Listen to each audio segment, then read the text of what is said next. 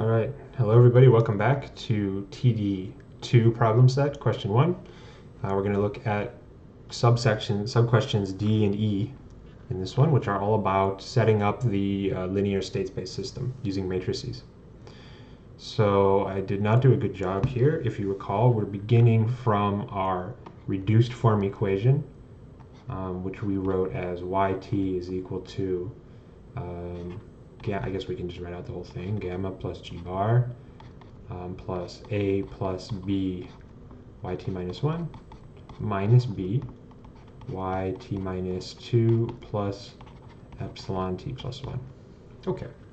And it says we need to rewrite this reduced form equation. So the reduced form equation is here.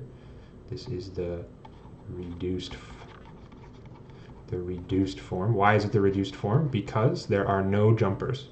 There are only state variables. The only state variable is yt minus 1, yt minus 2. Okay, that's why it's the reduced form. You got rid of everything that can be gotten rid of.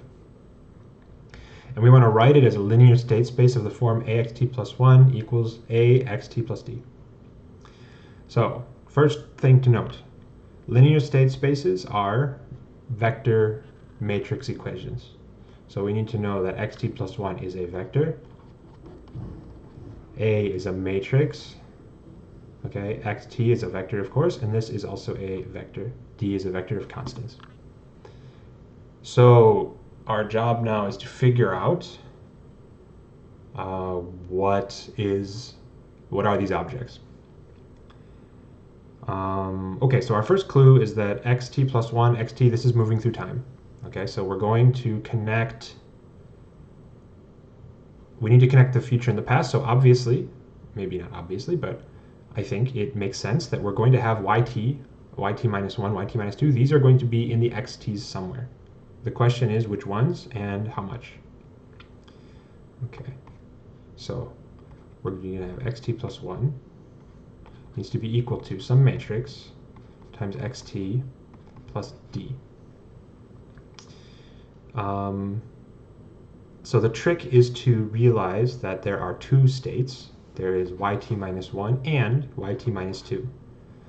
Okay, and then that covers the whole state transition. Because if you think about, let's set xt equals the vector. Let's set xt equals the vector yt minus 1, yt minus 2. And you say, well, Jesse, what about this? Okay, what about this? Looking at our equation, we need to think about what is xt plus 1. Okay, so this implies that xt plus 1 is equal to what? Add 1t to each, so we get yt and yt minus 1. So it's perfect. We have yt, we have yt minus 1, yt minus 2, we have yt. Everything is represented. And as we step forward, we just need to do these two update equations. Okay, so now that we know what this is, we're in a better place to think about what is A and what is D. It's really important if you want to figure out these matrices to first figure out what is the state, and it is not always obvious, and there's many, many ways to write the state. If you look at quant econ, for example, they include a constant in the state. They don't have this D vector, they just put a 1 in here, and then they expand the A matrix.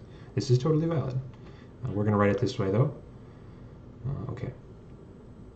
So we have xt plus 1. This is xt plus 1. And that's going to be equal to some matrix times xt, which we decided was yt minus 1, yt minus 2. And then we're going to add to that some constant vector. Okay. This is xt. And this is shape 2, 1. This is shape 2, 1. So of course, we need to think about shapes. This is our A matrix. We need it to have shape 2 here because we're doing a matrix multiplication. And the result of that matrix multiplication needs to be a 2 by 1 vector because this multiplication plus this needs to equal a 2 by 1 vector. So we need a 2 here because otherwise this doesn't match, and we need a 2 here because otherwise this result won't be the right shape. So we have a 2 by 2. Okay. And then, of course, D, if we just realize that by pattern matching, this is also 2 by 1. So it's good to think of the shapes. Now d is quite easy. It's the constants. So yt. Well, okay, before I start saying things are easy and charging forward, let's take a moment and think about what we're doing. Each row of this system is an equation, right? Each part. So this part on top is the yt equation. It is this. Okay, so we're going to take this yt equation and we're going to somehow encode it into here. And then we need to invent a new equation that will update yt minus 1. That will give us yt minus 1. So let's think about that first. We're going to do two multiplications. We need to put a number here, and we need to put a number here, so that this times this plus this times this equals yt minus 1. And I hope you can see that we will take 1 times yt minus 1 plus 0 times yt minus 2. So then we'll have yt minus 1 equals yt minus 1. We need 0 more things, and we're done, right?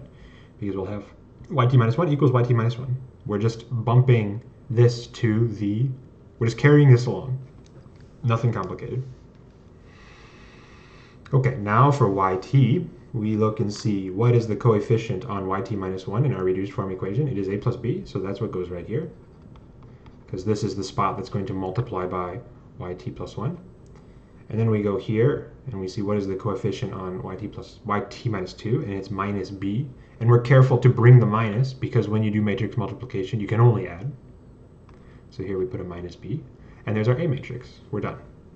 We just need our D matrix. What's left? What's left is gamma plus G bar. Gamma plus G bar. And we're done. This is the state space equation. So that is part D. Okay. Let's delete this to make some space. Actually, I'll just break this up. I mean, I'll delete it anyway because I already drew the box, but I'll stop it here just in case I make a mistake on part E. I don't have to like redo the whole video. So I'll see you in the next one when we'll look at the observation equation.